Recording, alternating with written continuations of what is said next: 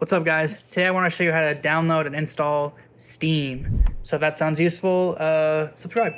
First thing we're going to do is we're going to come on down to our browser. I'm just doing Firefox. You can just come up here and literally just type in Steam. Hit enter. It should be the first link. Go ahead and click that. And then right at the top here, install Steam, the little green button. Go ahead and click that. And then now we can just click this, install Steam. And then when it's done, you're gonna come up here and click on that, and it'll start running the setup. I'm gonna go ahead and close Firefox. We're gonna hit next. Select your language, English for me, next.